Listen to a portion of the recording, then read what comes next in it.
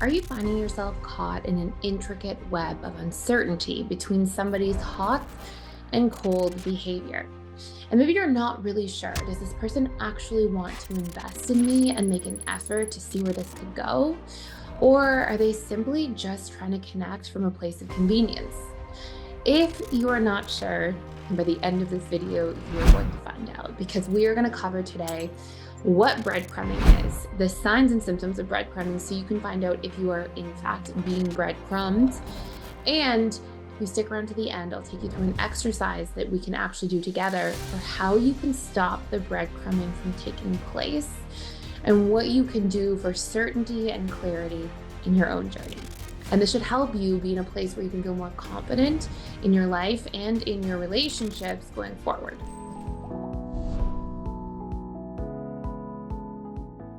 Now, if you're new to this channel, my name is Thais. I'm really excited that you're here. I make daily videos here on this channel, all about attachment styles, the subconscious mind, and how to really build the best relationships of our lives. So, breadcrumbing, what is it? And we're specifically going to talk about the fearful avoidant, who is basically one of four major attachment styles that tends to show up as an adult as very hot and cold in their behaviors because they usually come from chaos in their background, which causes them to be wanting this connection, vulnerability with others, but then also fearing it at the same time because they have polarizing experiences in their childhood with what connection is like. And fearful avoidants are one of the attachment styles who are most likely to breadcrumb in relationships. So, what is actually breadcrumbing? What is this term I'm referring to? Well, according to actually the Cleveland Clinic, who has defined this definition, it is the practice of sporadically feigning interest in another person in order to keep them interested despite a true lack of investment in the relationship. So is breadcrumbing always intentional? Is somebody always consciously like, I'm going to just, throw out a line and pretend I'm interested in order to keep somebody else interested? The answer is no. A lot of times, breadcrumbing is something that actually takes place because of somebody's internal world and what they're currently available for in potential relationship dynamics. Now, of course, we can have people who literally intentionally breadcrumb in a premeditated way, and they're doing so perhaps just for attention or approval from somebody that they're not even in a relationship with. But the vast majority of people that breadcrumb are coming from a totally different place. And we're going to find out why exactly that often takes place, particular to the fearful avoidant attachment style.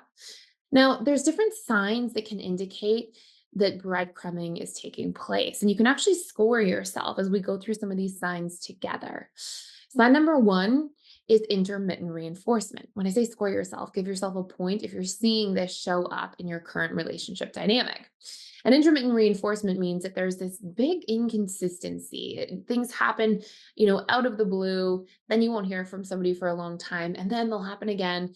And particularly, you'll tend to see when it comes to intermittent reinforcement that somebody really shows up to meet needs, but then really goes offline and sort of goes underwater or seems to disappear for a period of time. Number two is that the person may show interest as you actually start to pull away. That's a really big indicator of breadcrumbing specifically. Number three, this person will likely initiate connection in small ways without actually following through a lot of the time to spend time together or to really make an investment. Number four, if you show too much interest, they will pull away. Okay. If you show a little bit of interest, it might be all right. But if you show too much interest, you might actually find the other person pull away big time.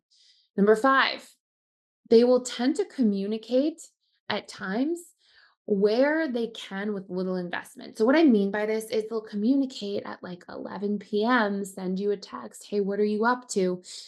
Chances are at 11 p.m., that person's either looking for one specific thing or they're comfortable talking at 11 p.m. because they know that they don't have to actually show up and make an effort. You're probably not going to make plans together.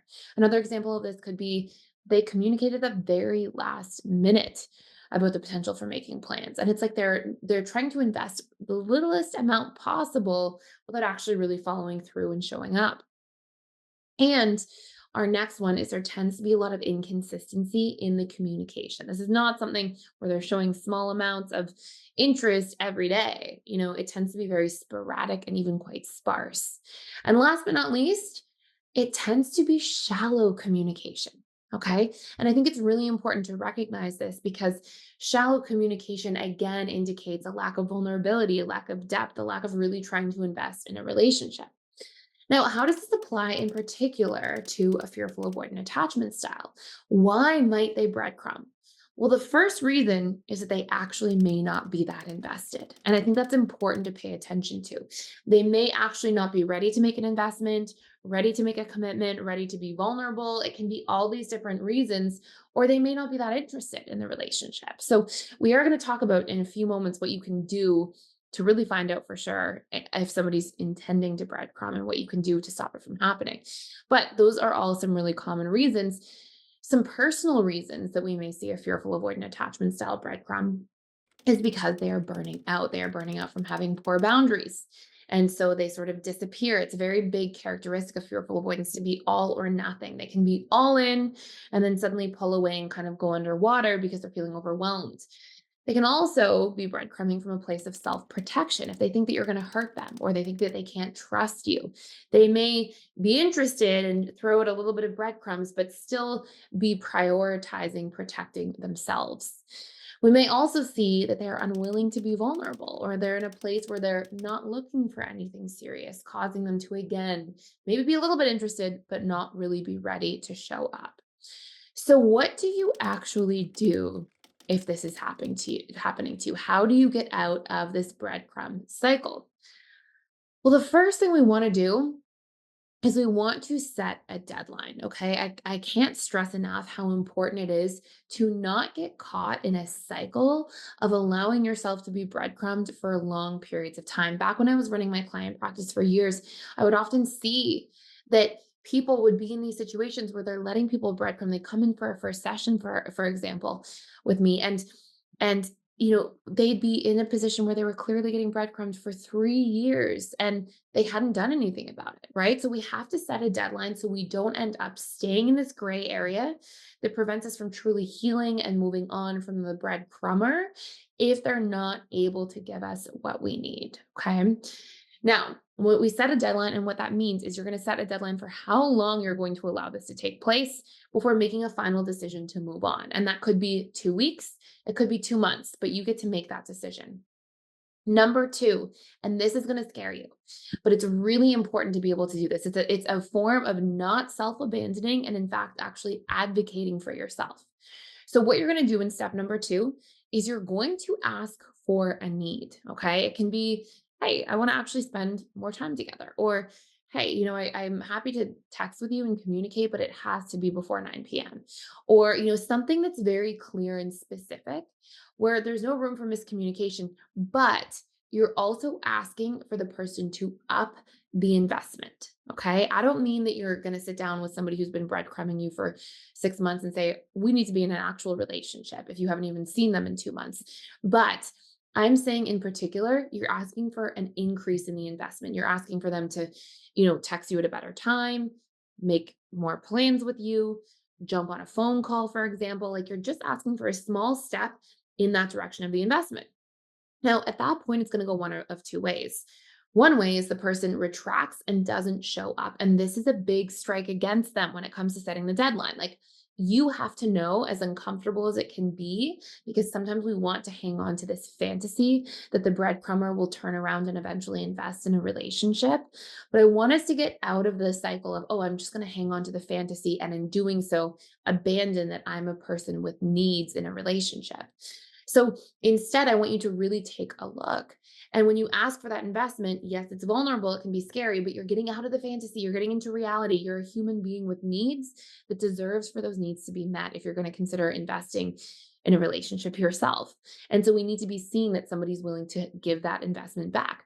Now, the better way it goes is that the breadcrumber actually makes an effort and they do increase that investment in the relationship. And then what you're going to do from that point forward is on a weekly basis, you're going to ask for a slightly bigger investment or bi-weekly basis, perhaps if you see the person moving a little bit more slowly. until you don't see growth, okay? Until you're like, okay, the person's not really making an investment. Your best case scenario is they invest all the way to the finish line of actually making a commitment in a relationship, and the relationship really builds momentum. This will happen more often than you think. But the worst case scenario, which is also a good case scenario, is that you see that when you ask for tiny things clearly and specifically, that person can't even give you that. And clearly, they're not the right person to be in a relationship with, which in that particular case brings me to the last step, which is I want you to ask yourself, what are the costs of staying with somebody on a daily basis or regular basis who's only available to give me crumbs? And want you to write out as many costs as possible. I'm stunting my dating life. I'm not investing in people who could potentially be emotionally available. I feel anxious all the time in conversation with this person. I'm treating myself like I'm not good enough by continuously investing in somebody who's doing this. I want you to write out all the costs and all of the benefits of giving yourself permission to actually walk away. And this can be not answering texts or telling the person, hey, I appreciate that we've, chatted back and forth for a little while here, but I'm actually looking for a little bit more and I don't want to continue on. And so, what you're doing at this point is you're setting yourself free from the breadcrumbing. And in doing that, you're setting yourself up for more secure relationships because you're honoring your needs and your truth. Now, if you want to do a deeper dive into understanding attachment styles, the subconscious mind as a whole, I do want to let you know that I actually have an integrated attachment theory certification course. And it's all about helping people heal their attachment style to become securely attached, as well as working in different relationship dynamics. And this course is coming up live with a whole new cohort. So I will be training people literally live for 12 weeks. We have a 4-week prerequisite program with our other facilitators, and then I do an intensive 8 weeks with all of our students. So if you want to join that and get certified to become a relationship coach in 12 weeks, we also have a business week that goes and does a deep dive into how to launch your business, do marketing, advertising, build funnels, all of those different things. And there's early bird pricing just for a limited time if you want to click the link down below. That's it for today. Thank you for watching. If you enjoyed this video, please like, share, and subscribe. And I can't wait to see you in future videos.